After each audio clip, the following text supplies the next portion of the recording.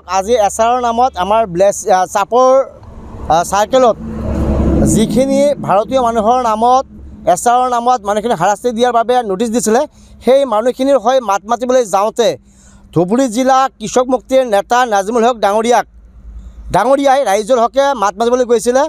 আজি আবেলি সময়ত নাজিমুল হক ডাঙৰীয়াক ঘৰৰ পৰা বিলেচিপাৰা প্ৰশাসনে আহি উঠাই লৈ যায় আৰু লগে লগে আমিও যদি বিলেচিপাৰা থানাত উপস্থিত হওঁ, কিন্তু তৎক্ষণাৎ নাজিমুল হক ডাঙৰীয়াক দুৰ্দৰ্শ অপৰাধীৰ দৰে হেণ্ডকাপ লগাই বিলেচিপাৰা আৰক্ষী প্ৰশাসনে চাপৰ থানালৈ লৈ যোৱাৰ এটা বাহানা কৰে। কিন্তু চাপৰ থানালৈ নগৈ তেখেতক আধা বাটতে গাড়ী লাইট অফ কৰি এটা নতুন কাহিনী সৃষ্টি কৰিবলৈ তেওঁলোকে চাপৰ মই সঠিক নাজানো, তেখেতে নতুনকৈ আহিছে বিলেচিপাৰা নাম সেইখিনি মই নাজানো।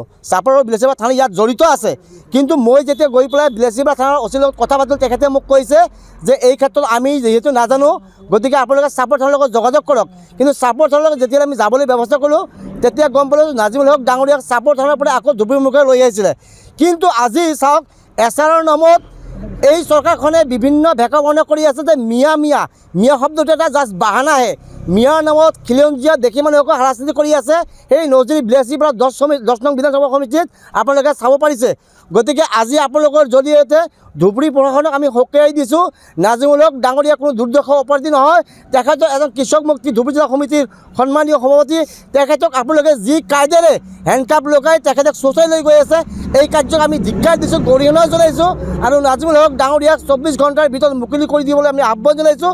যদি 24 ঘণ্টাৰ ভিতৰত নাজিমুল হক ডাঙৰীয়া মুকলি কৰি দিয়া নহয়, তেতিয়াহ'লে আমি ৰাইজৰ দল কৃষক মুক্তি ছাত্ৰ মুক্তিয়ে গোটেই ধুবুৰী জিলাক স্তব্ধ কৰি দিম। নাজিমুল হক মিয়া হোৱাৰ বাবেই আজি এৰেষ্ট হৈছে নেকি? চাওক এইটো কেনেকুৱা কথা, মিয়া বুলি নহয়। আজি বৰ্তমান চৰকাৰখনে আজি চাওক আমি যিমান দূৰ জানো, আমাৰ হিমন্ত বিশ্ব শৰ্মা ডাঙৰীয়া এজন হিন্দু সম্প্ৰদায়ৰ মানুহ। তেখেতে ৰাতিপুৱা উঠি ভগৱানৰ নাম ল'ব লাগে, কিন্তু বৰ্তমান তেখেতে ৰাতিপুৱা উঠি টোপনিৰ পৰা সাৰ পায়েই মিয়াৰ ভূতে বৰ্তমান হিমন্ত বিশ্ব শৰ্মা ডাঙৰীয়াক বেয়াকৈ খেদিছে। গতিকে ইয়াত মিয়া দেশী কোনো কথা নাই, মিয়া জাষ্ট এটা বাহানাহে।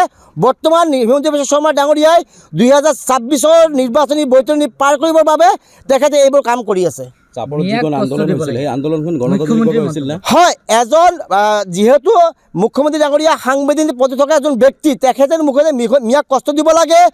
মিয়াক যদি তেখেতে ৰিক্সাত উঠে, সেই মিয়া যদি হয় সেই মিয়াক 5 টকাৰ জেগাত 4 টকা দিব লাগে। আমি ধিক্কাৰ দিছোঁ, গৰিহণা দিছোঁ। এই আজি আপোনালোকৰ যদি ক'ব যে এনেকুৱা যদি মানসিকতা থাকে, হিমন্ত বিশ্ব শৰ্মা ডাঙৰীয়া গাদীত থকাৰ কোনো নৈতিক অধিকাৰ নাই বুলি আমি দাবী কৰিছোঁ। যিকোনো খবৰৰ বাবে যোগাযোগ কৰক আমাৰ এই নম্বৰত 9181 307 221।